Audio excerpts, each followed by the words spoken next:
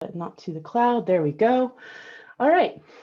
Today we're going to have Matt Thompson and Jennifer Kovecses.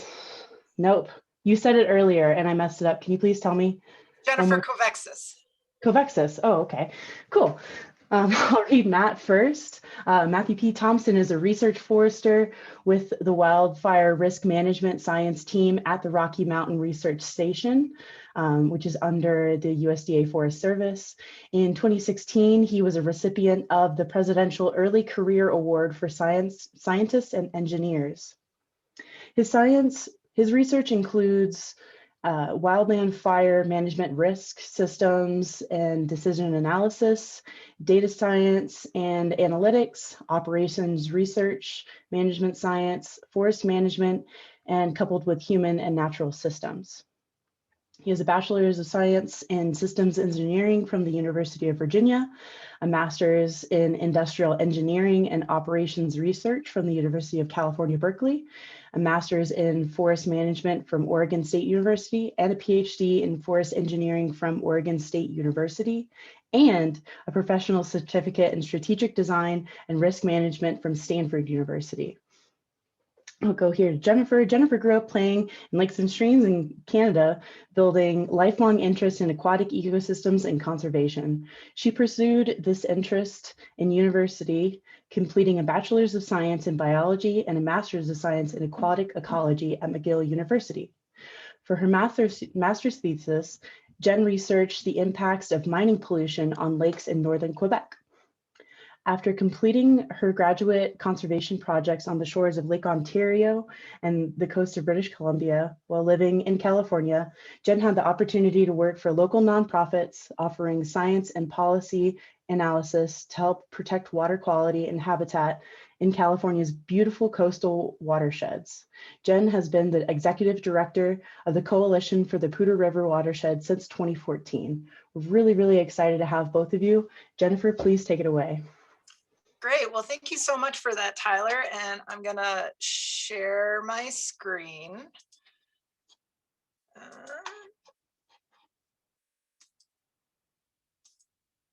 Can you guys see that? Looks great. Awesome. Well, as Tyler mentioned, my name is Jen Kovecses. I'm the executive director with the Coalition for the Poudre River Watershed. And for those of you who don't know, the Coalition, or CPRW, got its start actually in the aftermath of the High Park fires and Gila Gulch fires in the summer of 2012. We were initially an informal collaborative with stakeholders from across different agencies, federal, state, local, municipal, local nonprofits, local businesses, and other interested parties came together to try and assess and prioritize and plan needs emanating from that summer of wildfires. And we proceeded to do many, many years of post-fire restoration and planning after the High Park fire, and continued to expand our work program to include wildfire mitigation and forest health and headwaters restoration. We now work from headwaters to confluence, from Cameron Pass all the way to the confluence of the Poudre with the South Platte. So 2020 brought us full circle back to our topics of origin, and are now very much fully engaged in post-fire restoration and recovery planning again. And so today I'm going to talk a little bit about what that looks like for us and our stakeholders and partners across the basin, the impacts of the Cameron Peak fire, and what the recovery process is shaping up to look like for us now, and what some of our challenges are.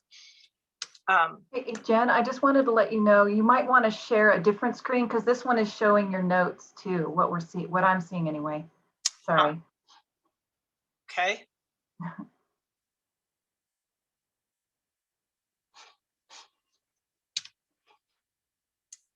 I will stop sharing and reshare then.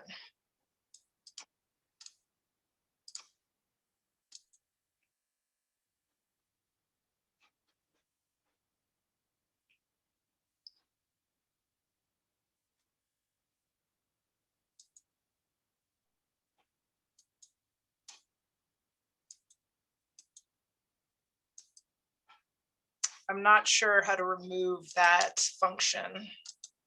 Okay. Can you select a different screen to share? usually that's what I find I need to do, but I'm not sure how it looks to you.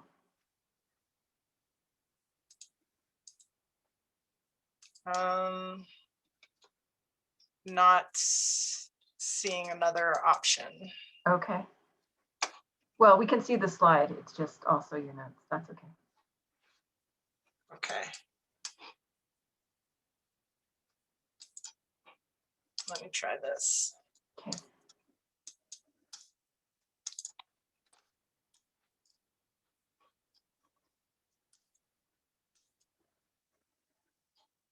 Now it won't go into presentation mode.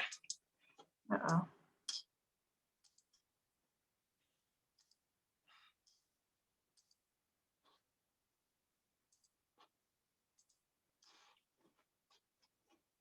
There we go. That looks right. Okay. Perfect. Yep. Great. It doesn't look right on my end, but if it looks good to you guys, that's fine. Okay. So, yeah, now it's not wanting to advance slides. Okay. Can you guys see the next slide? No, it hasn't gone forward yet.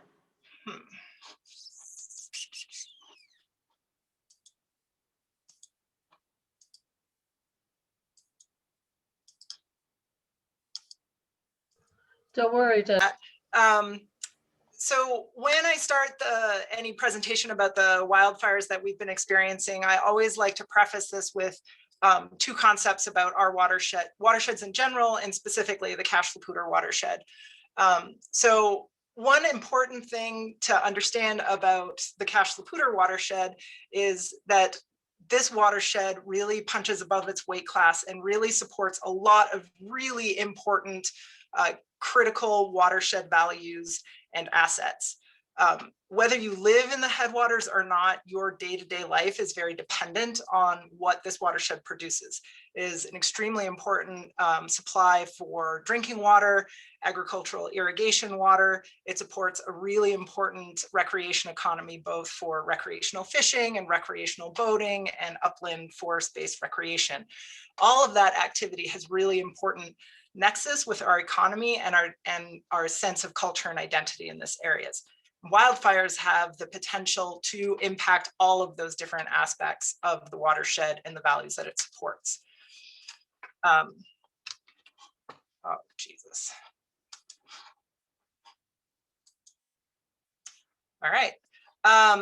So one of the other concepts that I think is really important to understand when thinking about wildfires and their impacts to our watersheds is really understanding how water moves through a watershed.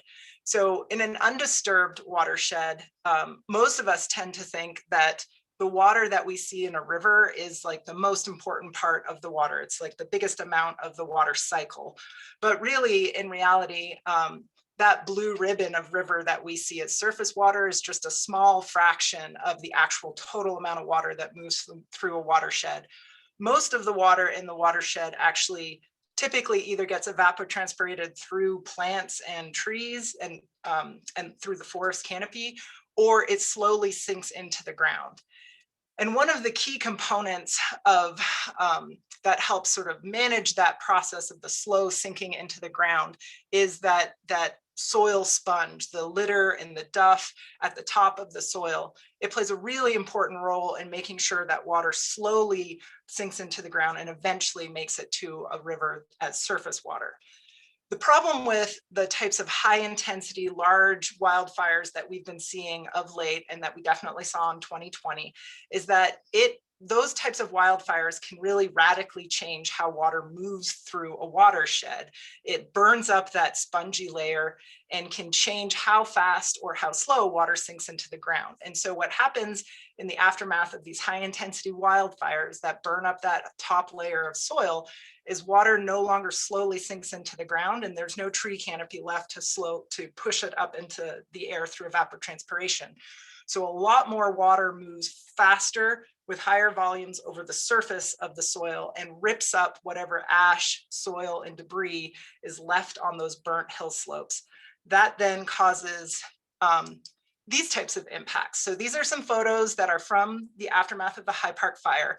And we would see these large sediment, erosion, and debris flow events and floods pretty much every time it rained in or over the burn area for several years after the High Park fire.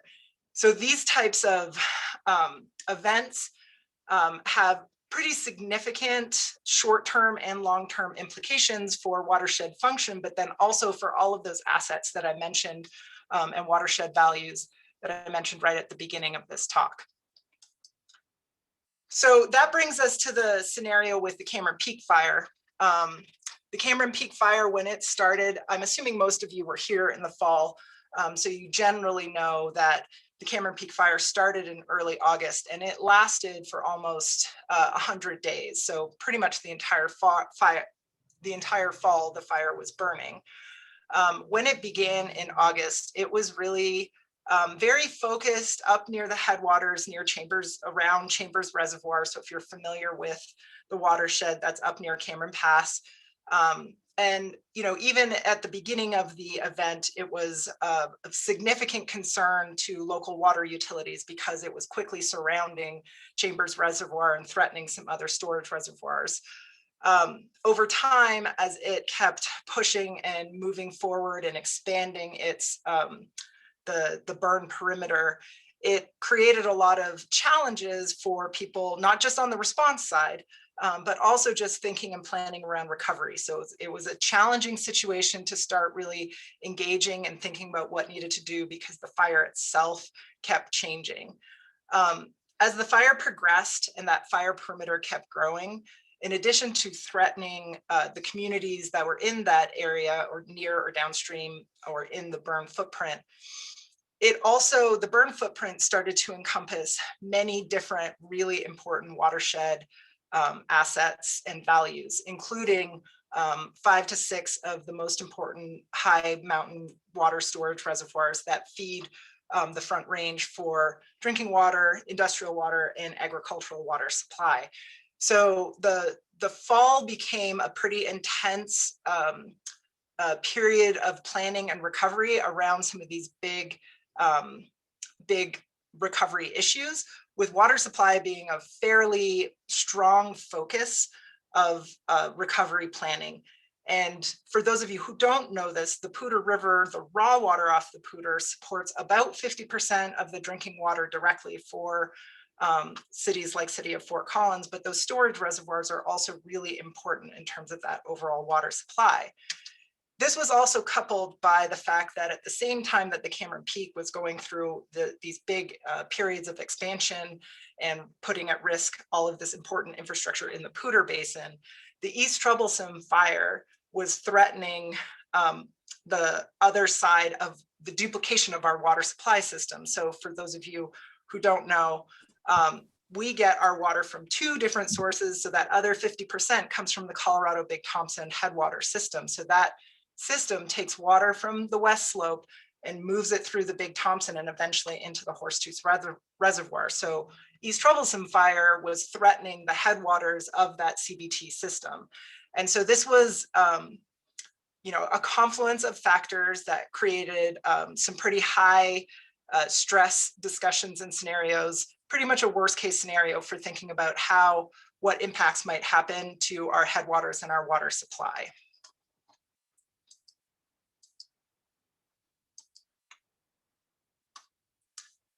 So how do we take this information and start that recovery process? What kicks that off, and what kind of information do we use to actually plan and prioritize recovery from an event like this? At 208,000 acres, we cannot mitigate every single acre from a fire the size of the Cameron Peak fire. So we have to take whatever information and data is available to us to help us plan and prioritize where we think and can predict the worst outcomes are going to be to help us put limited resources to the most effective places on the ground. And so what does that look like in terms of thinking about impacts? I've listed here just a few of the primary elements that we look at, but one of the most important elements that we look at is burn severity, and specifically the soil burn severity. And that's information that's cataloged and collected and assessed by the US Forest Service as part of their burned area emergency response work in the aftermath of fires like this. That information is coupled with hydrology information, the topography, where slopes are steep and where they're flat, what type of soil do we have in those burn areas? Is it highly erodible? Is it very mobile? Is it not? And then we take that information and we couple it, and where we think we might have greater degree of rainfall intensity, that's where we think we're going to have expectations of more severe impacts. I've highlighted the rainfall intensity in red here just to highlight the fact that we have pretty good means of being able to measure and assess burn severity. We can measure and know what our topography is and what our soils are, but it's really hard to predict where rainstorms and rain events are going to happen. So that's one of the areas that makes it difficult to really plan and predict outcomes for big events like this. And I just wanted to note here for a moment that the Cameron Peak fire, while it was similar in a lot of ways to the Hyde Park fire, very large scale, similar degrees of burn severity and intensity across its burn footprint, there are some significant differences in terms of how the fire has literally fallen on the landscape. And there's still some big unknowns about what we can expect from recovery as a result, or impacts as a result. So Hyde Park fire was much lower in the landscape, and it's the biggest part of its footprint was really in those mid-elevation ponderosa dominated forests. And it landed in the part of the watershed where we typically get more influence from high intensity monsoon rain events. Whereas the Cameron Peak fire, it stretched such a wide span of elevation gradients across the watershed, from Cameron Pass almost all the way down to Horsetooth Reservoir. So it's really spanning a much greater sort of elevation range, different forest types. And it's also has more of its burn footprint in the areas of the watershed that are dominated by snowpack. And so there's a big conversation going on among post-fire experts right now about what can we expect might be different outcomes because of snow melt versus monsoon type rains. I also wanted to mention and just emphasize here for a moment, when we talk about the burn perimeter of any fire footprint, and we talk about high intensity wildfires, that doesn't mean from edge to edge that it looks, like blackened trees. We do have mixed severities across these large burn footprints. So these are pictures from the Cameron Peak fire that were taken in the fall, and you can see there's really big differences in different areas of the fire footprint. By and large, the Forest Service's soil burn severity mapping indicated roughly 40% of the burn footprint was at high to moderate burn severity. So that has significant implications for watershed function. So just quickly here, I wanted to show you some of that data and what those outputs look like, and then how does that drive and lead into our prioritization process, and then what do we do with that information. So what you're seeing on the left is the soil burn severity map output produced by the Forest Service. The warmer colors, that orange, yellow tones, those are the areas of higher burn severity, so the high to moderate ranges, with the greener tones, low to unburned severity within that full burn footprint. And you can see that fuchsia outline on the right of that map is the Hyde Park fire burn footprint, just to give you some perspective on the two of them relative to each other. The other piece of information and data that is really critical for understanding and predicting short-term fire impacts is the USGS's debris flow modeling. So what you see again on the right-hand side is the outputs, one of the outputs from that modeling effort. And that's really a short-term effort to try and identify and predict which subcatchments in the burn area are going to produce the worst debris flows and the highest probability of excessive debris flows.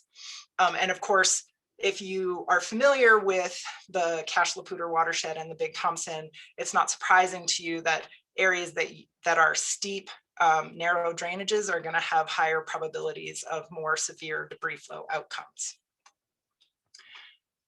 We're also really fortunate in our basins to be able to work with Colorado Forest Restoration Institute. Researchers there had put together a model on post-fire sediment yield outputs, and that model has been really integral into helping us better understand where we might see not just how much more water is going to move or where soil has been burned more severely than other areas, but how much of that sediment, that eroded sediment, is going to move and what that relative risk is across different subcatchments. And so what you're seeing here is, again, one of those outputs from that post-fire sediment yield model that has been really helpful in trying to help us understand where we should focus our resources for post-fire mitigation. So all of those pieces of information are brought together, and then we create a prioritization. We layer the different pieces of information at the subcatchment scale, so at the HUC 14 scale, so the smallest unit of watershed that we can analyze at, essentially. And then we use that information to try and address and think about where we're going to start doing implementation activities to mitigate some of those post-fire impacts. So what you're seeing here, it's a little bit zoomed in, it's not the whole footprint, it's the prioritization. So the purple and the red colors are really those highest priority subbasins where we expect the worst outcomes based on the data that I'd shown in the previous slides, among other data. And then we use that information to start identifying where we're going to want to do post-fire mitigation activities. And so where you see some of that shaded coloring in the purple and the red, those are polygons where we're anticipating doing some hill slope erosion control work to help mitigate post-fire impacts to watershed values. So it goes without saying that for a fire of this size that crosses this many acres and as many jurisdictions as this particular fire does, it's not one organization who's organizing and trying to plan and prioritize all of the post-fire mitigation activities. There is a huge group of stakeholders and partners who are working across disciplines and across agencies to try and understand and coordinate all of the needs. And that goes from the watershed needs. So I've highlighted that watershed end on this org chart in red, but it encompasses everything from emergency planning and community planning and landowner outreach and spiritual care. So there's a huge umbrella group that's being led at the top by Larimer County, where many of our other partners and stakeholders are working within that to try and coordinate together to make sure that we have the best possible outcomes, both for communities and for those watershed values that are at risk. So because there is such a strong nexus in this particular fire with impacts to water supply, the watershed group has a really strong component from our local water utilities, along with other sort of water and forest oriented nonprofits, really trying to think through what some of those needs are and how we will fund them and how we will put them to ground and actually implement those mitigation activities. So what does this look like over time? We have, in the aftermath of these types of large wildfire events, typically we anticipate, anywhere between 1 to 3 to 5 years of these acute, short-term, post-fire hill slope, flooding, erosion, and debris flow type events. So we're sort of planning around that same time frame for the Cameron Peak fire, really thinking about the next 3 years as the core program of work for dealing with those acute, exigent, and emergency floods, debris flows. But we know from previous fires in the Cache La Poudre and across Colorado that these types of large footprint, high intensity wildfires can have lingering impacts across the fire footprint and downstream from them. So we are anticipating that we will be seeing impacts from this particular event for a long time. in particular around concerns with water quality, how that might affect processes in the river and in reservoirs, but also what that's going to look like for our forest overall. Because with that much of the forest canopy being having been burnt, there's some significant questions about forest recovery as well. And so this is just to illustrate on the left, what you see there in the middle is one of the high mountain reservoirs, and you can see the amount of high burn severity around that reservoir. There had been, prior to the Cameron Peak fire, there had already been some concerns about nutrients and algae blooms in some of these reservoirs. And so now there's an increasing concern that with increased erosion and sediment delivery into the reservoirs, that we might see over the long term more incidences of issues with algal blooms. And like I said, there is growing concern about the amount of forest regeneration that we may or may not see in the forests as a result of this particular fire. So there's a lot of thinking and planning that's happening both at this short-term scale, the exigent phase, but also trying to put the wheels in motion to think about what the long-term recovery picture is going to look like for the watershed. So I keep talking about us planning post-fire mitigation activities. What does that really look like? In its essence, post-fire mitigation in these first phases really looks like gardening at a very large scale.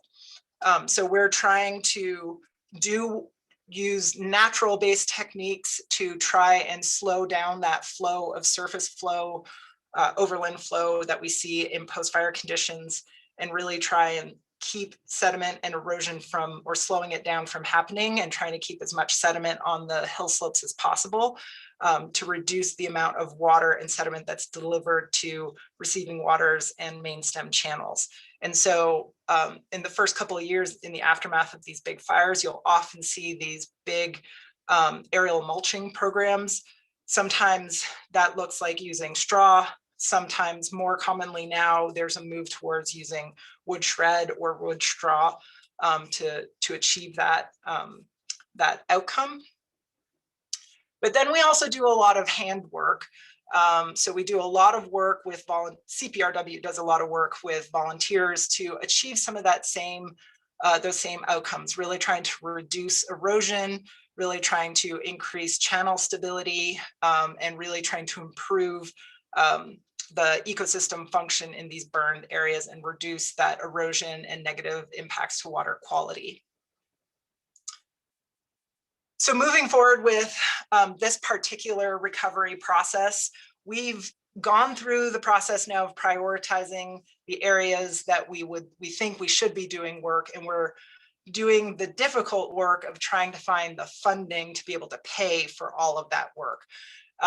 With a fire footprint of the size that we have for Cameron Peak, we're looking at a minimum just for the water quality work, probably on the order of $25 to $35 million. So that's not an insignificant amount of money for us collectively to try and raise. And there's some specific constraints around the sources of funding available to do that. The Cameron Peak fire itself, particularly in the Poudre Basin, is almost entirely on federal land. And so there's a whole process that we have to engage in now with the Forest Service to get permission to be able to do the actions that we would like to do. And one of the other constraints with this particular fire is that there is a lot of designated wilderness area in our fire footprint. That's what those darker shades of green are showing, all the designated wilderness and roadless areas in the Cache-la-Poudre Basin that overlap with the burn footprint. Those designated areas have really special rules attached to them. And so those are going to limit the array of activities that we can do for post-fire mitigation in the Cache-la-Poudre Basin. And then also, you know, with this many partners and this many landowners involved, there's a lot of work to be done to maintain the collaboration and the coordination moving forward. So right now we're working through all of those permissions and trying to, like I said, line up the funding behind those projects. But you should see here in the next 4-ish months, work starting to happen on the ground. And if you track us on Facebook or through our e-newsletter, we will put out announcements for when we have volunteer projects. If you're interested in coming out, getting your hands dirty and helping out with post-fire restoration, we will certainly have opportunities over the next couple of years for people to get involved in it in that way. And I think with that, I will just stop here. I think with my technical difficulties, I probably chewed up more time than I should have. So I apologize again for those technical problems, and I will pass the mic over to Matt.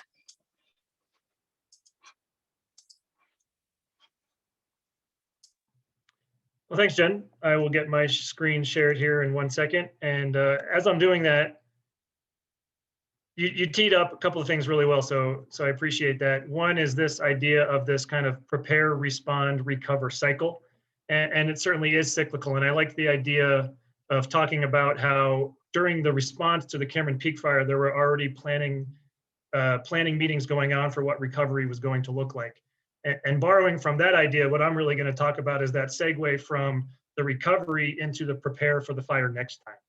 And so looking ahead, what impacts to the landscape and to how we respond to fire safely and effectively, the Cameron Peak and other fires will have implications, but kind of starting from what we can learn about the role of past fires on response planning, operations, and effectiveness.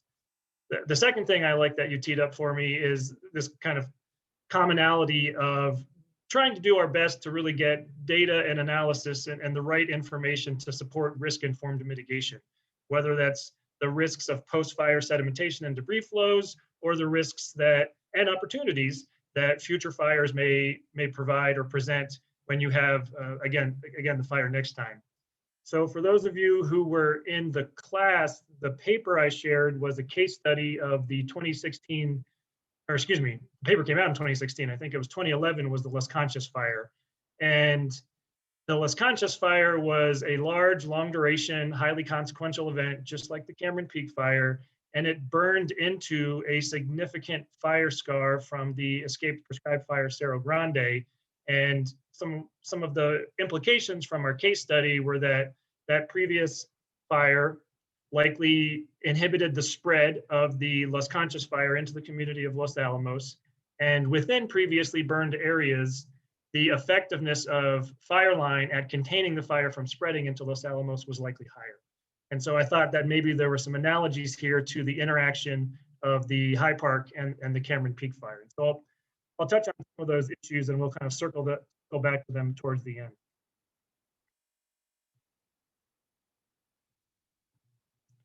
So quickly, I'll begin by talking about the influence of past fires, not only in terms of what we know about how they affect fire activity, but for the focus of my talk is really how they may also affect fire operations.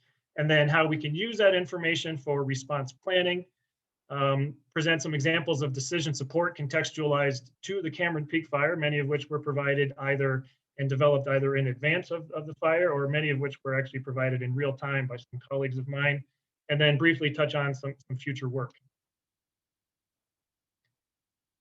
So we know that previous fires can exert significant controls on future fire activity. And so a lot of this comes from Sean Parks, a colleague in the Rocky Mountain Research Station in Missoula. His work has shown that wildland fire can limit the occurrence of fire. It can limit the spread or the progression of fire, and it can limit the severity.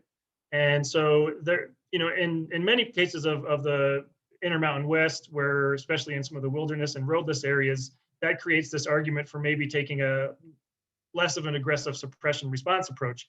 But I think what we kind of want to illustrate is how that can influence operations. This is a map of a 2020 Slater fire where you can see its progression on the left slide and then the burn severity map on the right. And what it's showing is that green scar is a previous fire. So even with some of the more modern analytics that we've developed, this fire on fire interaction is quite strong and it's really pronounced. So the question is, do we also see signals in terms of management? So this is an analogy that I'm going to borrow here. This is from some work out of a colleague in Australia. She studied many large fires in Australia, daily operations. And so I'll just read this quote real quick. This is about the role of forest roads, but I think the analogy is there. Burning operations occurred on 6 of the 10 wildfires. These burning operations generally made use of the existing road network. And without examining this suppression task, one might assume that it was the roads rather than the suppression resources that stopped the fire. So this was contrasting some previous work that had looked at the intersection of roads and fire perimeters and sort of led to the conclusion that fires stop at roads. But when really what was happening in a lot of these fires is managers were leveraging roads as anchor points to conduct burnout operations. So unless you have that finer scale information, kind of what's driving what, is a little bit more of a nuanced story. And the same thing we would argue is true with the influence of past fires on future fire activity. So we fairly recently did some analysis that looked into how and whether past fires might affect suppression expenditures. And what we found was that it is a mixed bag. It certainly is nuanced, and that makes sense because different fires have different biophysical characteristics, socioeconomic characteristics, different objectives. But the primary result was somewhat counterintuitive. Previous fires may allow suppression opportunities where they otherwise might not exist, resulting in an increase in suppression effort and suppression expenditure. So what past fires might actually afford is opportunities to engage where we otherwise might not be able to engage, be more effective, and therefore we actually exert more suppression effort and it costs more. And I think that was not necessarily the intuitive answer we might have thought. So there is a signal that past fires exert on management, not just on fire activity. And previous operations themselves can also affect fire operations. So for example, frequently we'll see people doing roadside prep, and people will leverage previously built fire containment line. And so it's not only that the fire itself in terms of how it changes the vegetation, but the actual manipulation we've done to control features is another way that past fires can influence future fire operations.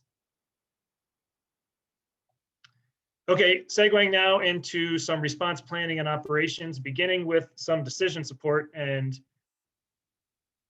that's the, yep, there it is. This is the acronym that's behind me. PODs are a fairly new planning tool that the Forest Service and many of our collaborators, including, excuse me, working with Jen and the Poudre River Coalition and Colorado Forest Restoration Institute and lots of others are trying to implement here in the Rocky Mountain region, but they're kind of spreading throughout the Western United States. It's a planning tool.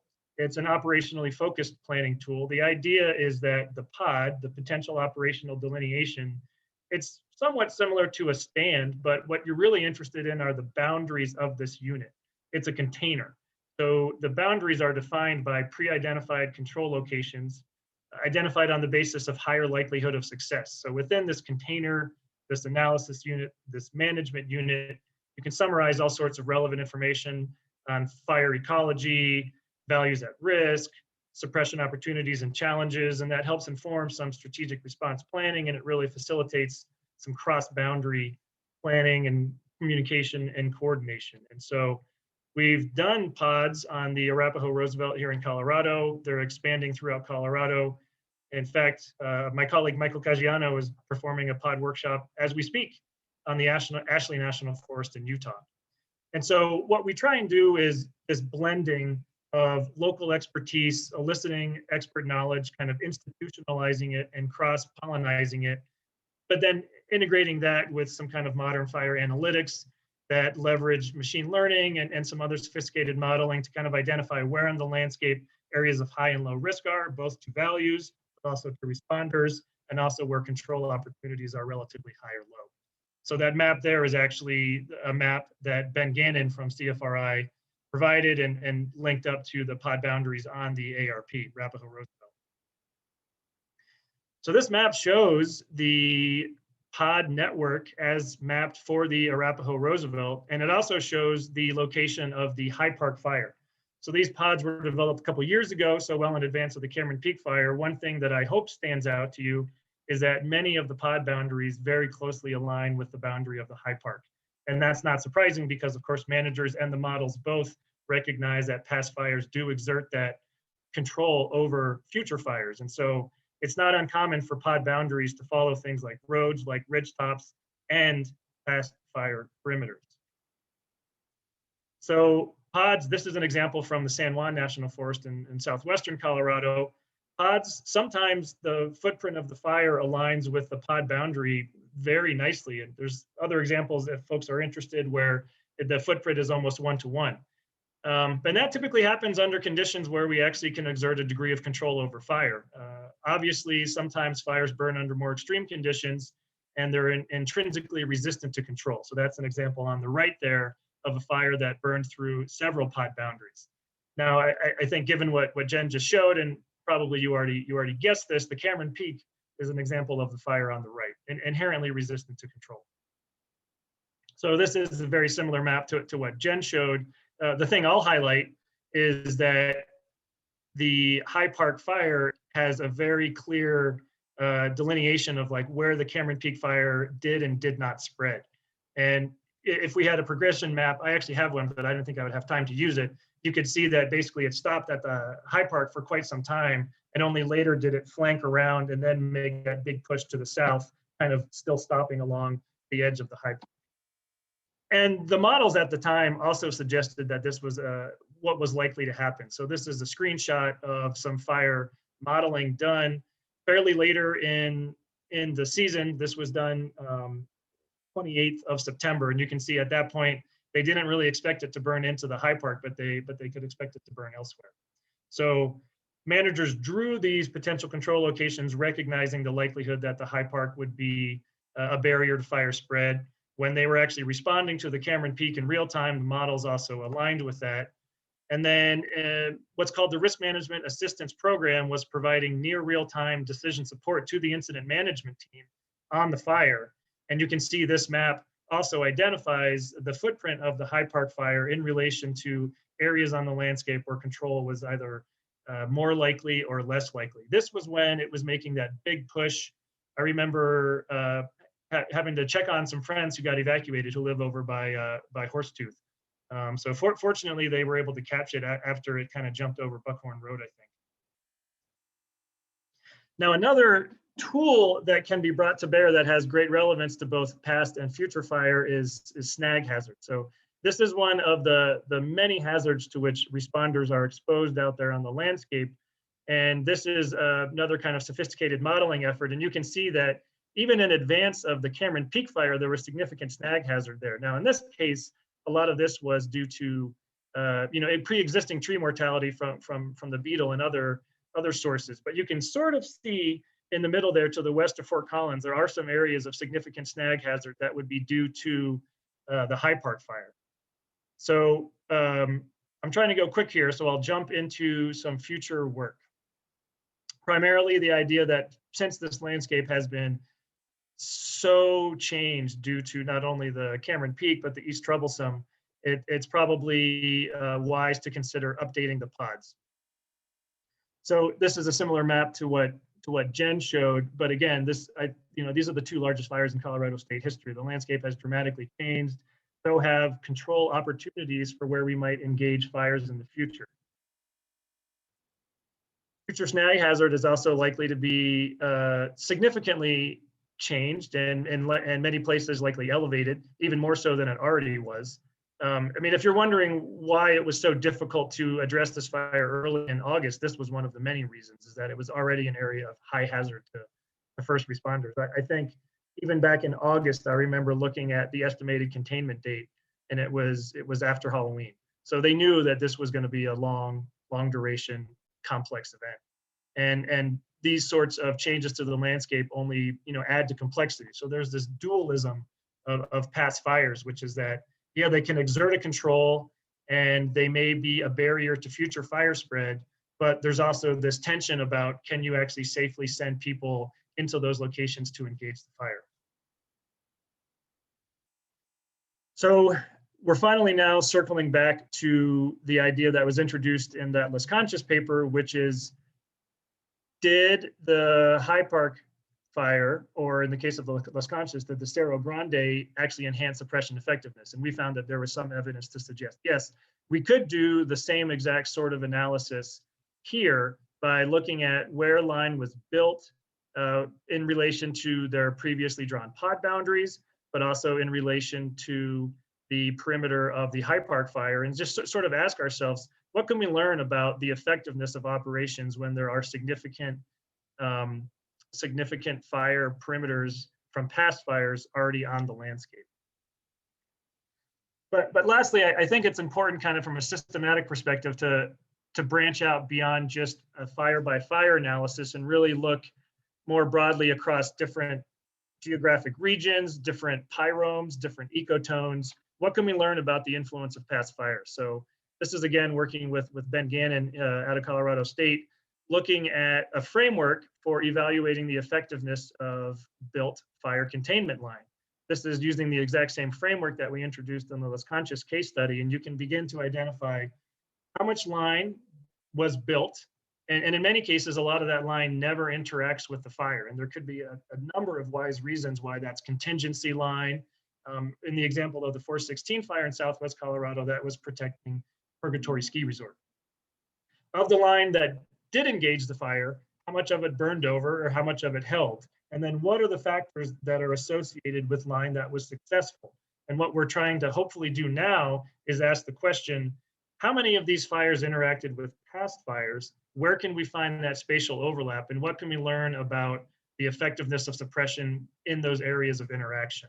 And so that's kind of the plug for some ongoing work that we're hoping to do. And I think in summary, the Cameron Peak fire taught us a lot about how you safely and effectively engage an incredibly large and complex event.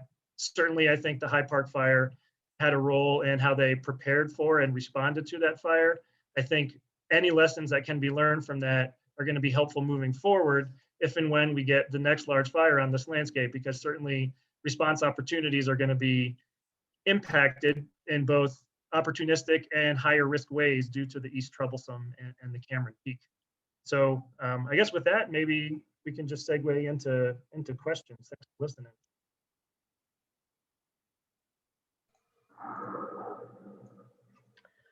Thanks, Matt. That was a really amazing presentation. Both presentations are full of very practical management information and sobering approaches, which we're encountering a lot in our webinar series since we have high populations and landscapes affected with some intense fire results. Just a real plug here, please fill out our general attendant poll in progress. We are grant funded entities and your participation and feedback has great impact on our programming and the services we can offer. We did not get a lot of questions posted ahead of time, but they're going to come in fast and furious now. Oops, wait, the poll is. So let's start out with a student question. Are previous fires more effective than constructed fire lines for suppressing and controlling fires? If so, can effectiveness of constructed fire lines be made more effective?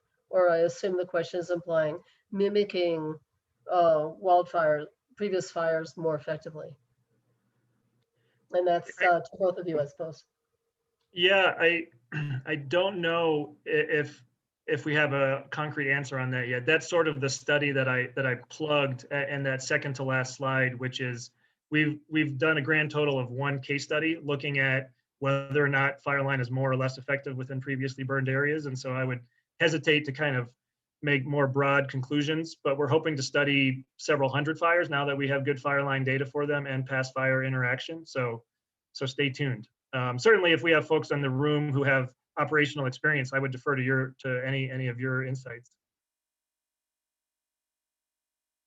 Yeah, folks are welcome to unmute if they would like to participate in that answer or post some thoughts to chat.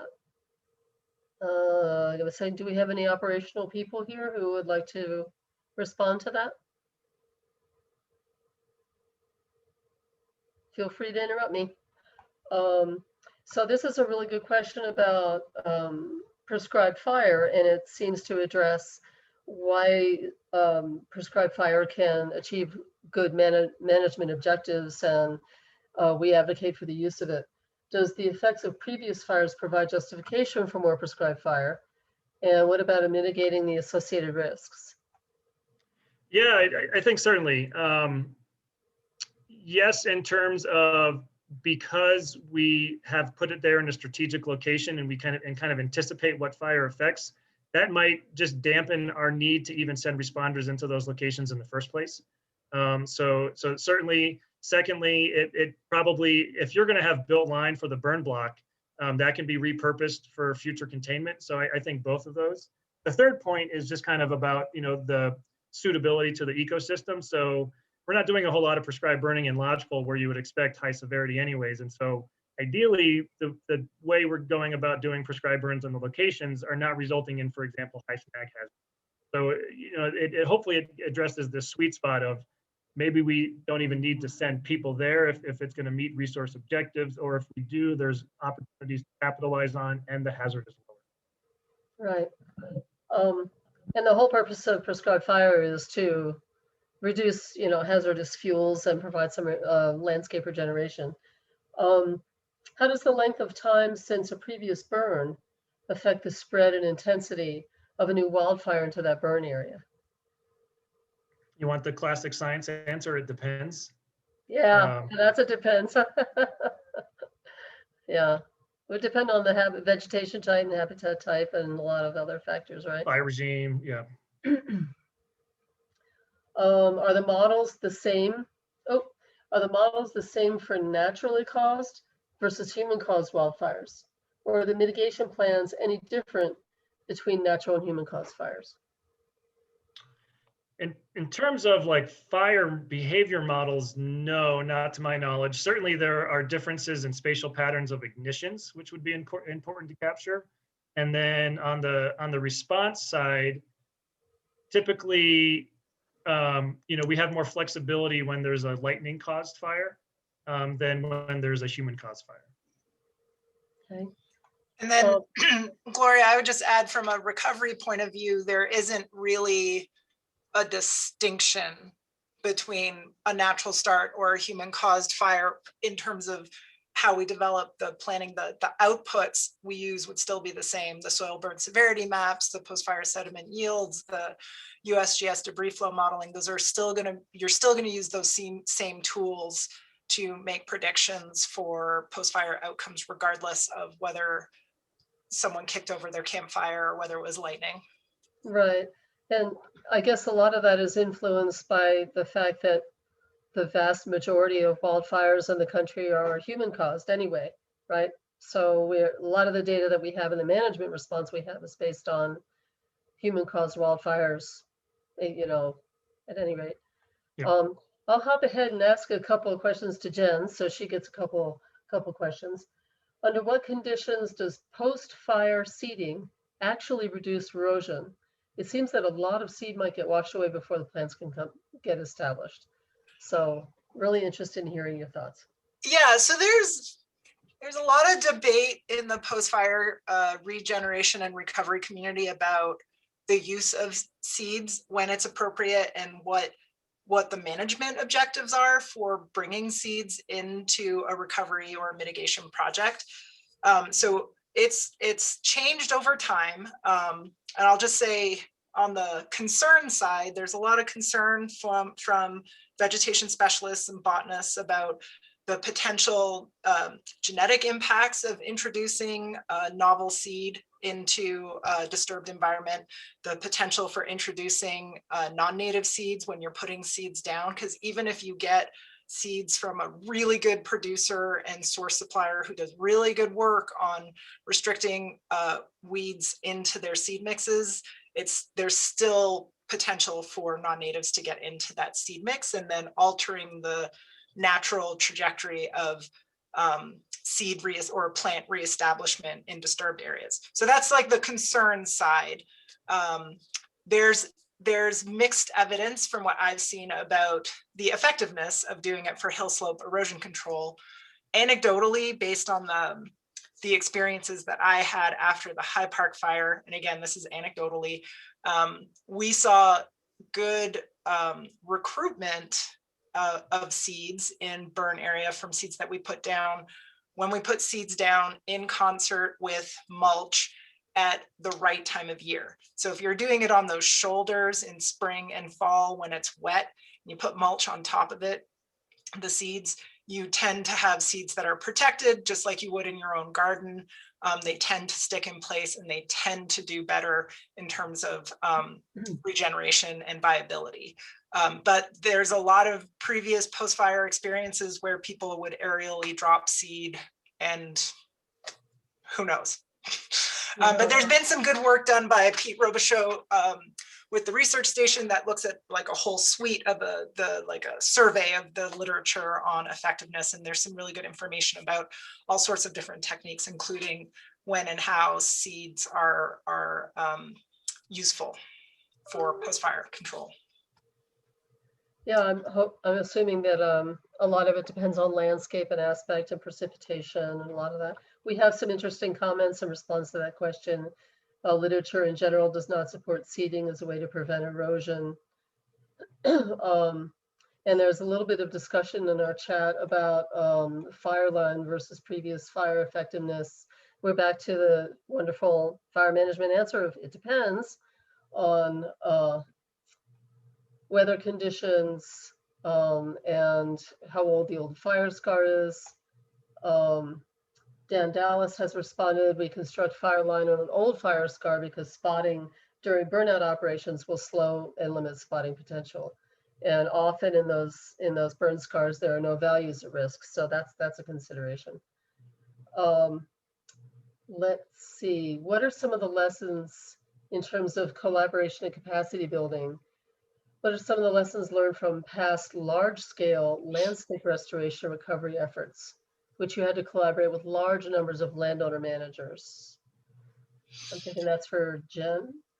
Yeah, I mean, I think the key to that is really you shouldn't wait until a big disturbance like a giant wildfire happens to start the collaboration process. That was sort of coming out of the Hyde Park fire. When you're in the middle of a disaster, trying to figure out who's on first base, who is going to give you permission to do what, who has existing relationships, who has authority, who has agency, trying to figure that out while an event is happening, it makes planning and implementation less effective. And so that's why partners in our basin worked so hard after the Hyde Park fire to build up those relationships across agencies and with different communities. And we kept working on post-fire planning between Hyde Park fire and Cameron Peak. And then in addition to planning around and collaborating around post-fire and keeping those processes and conversations going, we were also working with similar partners on some of the stuff that Matt alluded to. So there's a big effort called the Northern Colorado Watershed Collaborative. And so we've been working really closely on forest and wildfire planning across the basin and across the Front Range. And that really allowed us to pivot like super quickly when Cameron Peak happened. And that's why we were able to really start digging into recovery planning as soon as the Cameron Peak fire happened, because those relationships were already established. That doesn't mean it doesn't mean it's easy now, but it makes the process a little bit smoother to go through by having that collaboration pre-existing. Yeah. There's been a lot of examples. I'll just toss this one thing out, and we are at 4:02, and I'm sure that Cindy and Nathan have to go on to another meeting. But there is lots of evidence that shows that pre-planning with collaborative groups ahead of time to manage, for land management issues helps to emphasize the issues that everybody has in common rather than the stance or belief that everybody has. We are having some great comments in the chat. I'm going to hand this over to Ty right now. We have some great comments from our operational participants. I highly recommend everybody hop in and take a look at those. Chat will be saved and forwarded to the speakers. So if you have questions you've included that they can't answer, hopefully they can get back with you when they have a chance. Thank you very much for your fabulous presentations. This is good information.